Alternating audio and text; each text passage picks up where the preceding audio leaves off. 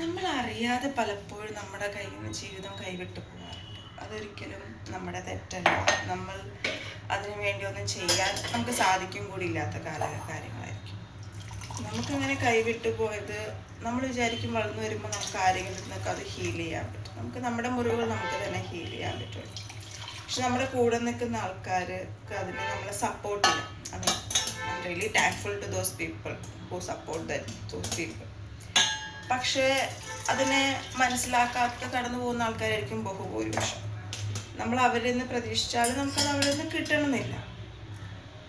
പിന്നീട് നമ്മൾ നമ്മുടെ ഹീലിംഗ് പ്രോസസ്സിൻ്റെ ഭാഗമായി നമ്മൾ തന്നെ ഓരോ കാര്യങ്ങൾ ഇങ്ങനെ നേടിയെടുക്കും. നമ്മൾ തന്നെ ആ ഹീലിംഗ് നമ്മൾ തന്നെ ഉണ്ടാക്കും. സിനിമകൾ കണ്ട്, ബുക്കുകൾ വായിച്ച് ആ വികാരം എന്താണെന്നും ആ ഇമോഷൻ എന്താണെന്നും നമ്മൾ മനസ്സിലാക്കാൻ ശ്രമിക്കും. ചില ദിവസങ്ങളും നമുക്ക് സെലിബ്രേറ്റ് ചെയ്യാൻ പറ്റില്ല. എല്ലാ ദിവസവും എല്ലാവർക്കും സെലിബ്രേറ്റ് ചെയ്യാൻ പറ്റുന്ന ദിവസങ്ങളാവില്ല. ആ ദിവസങ്ങൾ അങ്ങനെ കടന്നു പോകുമ്പോൾ നമുക്ക് കുറച്ച് വേദന തോന്നും. കാരണം നമുക്കതൊരിക്കലും ലഭിച്ചിട്ടില്ല, നമുക്കൊരിക്കലും കിട്ടിയിട്ടില്ല. ഇറ്റ് ഡസ് നോട്ട് മീൻ അങ്ങനെ ഒരു വികാരം ഇല്ല എന്നോ അല്ലെങ്കിൽ അങ്ങനെ ഒരു ഇമോഷൻ ഇല്ല എന്നോ അല്ല. ആ ദിവസം നമുക്കൊരു ഓർമ്മപ്പെടുത്തി നിർത്തും. നമ്മുടെ ചുറ്റും നിൽക്കുന്ന കുറേ പേർക്ക് അത് നല്ലൊരു വികാരമായിരുന്നു, നല്ലപോലെ അത് ലഭിച്ചിട്ടുണ്ട്. So happy to have those people around. പക്ഷേ ഈ ഓവറോൾ ജേർണിയിൽ നമ്മളെ കുറേ സഹായിക്കുന്ന ആൾക്കാർ, ഡബിൾ റോൾ ചെയ്യുന്ന ആൾക്കാർ ഒക്കെ ഉണ്ട്. കാരണം ഓൺ ദ വേ ഓഫ് ലൈഫിൽ അവർക്ക് അങ്ങനെ വേണ്ടി വന്നു. നമ്മളെ കൂടുതൽ സപ്പോർട്ട് ചെയ്യാൻ വേണ്ടി ഔട്ട് ഓഫ് ദ ബോക്സ് നമ്മൾ ട്രൈ ചെയ്ത കുറേ പേരുണ്ട്. അപ്പം നമുക്ക് അവരെ നമുക്ക് റിമൈൻഡ് ചെയ്യാം. പിന്നെ നമുക്ക് ആ വികാരം എന്താണെന്ന് മനസ്സിലാക്കാനായിട്ട് ബുക്സും സിനിമകളൊക്കെ തന്നെ ധാരാളമായിട്ടുണ്ടല്ലോ. നമുക്ക് അതിൽ നമുക്ക് വേണ്ട ഒരു ഇമേജ് നമുക്ക് ക്രിയേറ്റ് ചെയ്തെടുക്കും. എവിടേക്കോ പാളിപ്പോയി എന്ന് വെച്ചിട്ട് ആ ഒരു വ്യക്തികൾ അല്ലെങ്കിൽ അവർ എവിടേക്കോ നമുക്ക് എന്തൊക്കെയൊക്കെയോ നല്ല കുറേ കാര്യങ്ങൾ ഇൻട്രൊഡ്യൂസ് ചെയ്തിട്ടുണ്ടാവാം.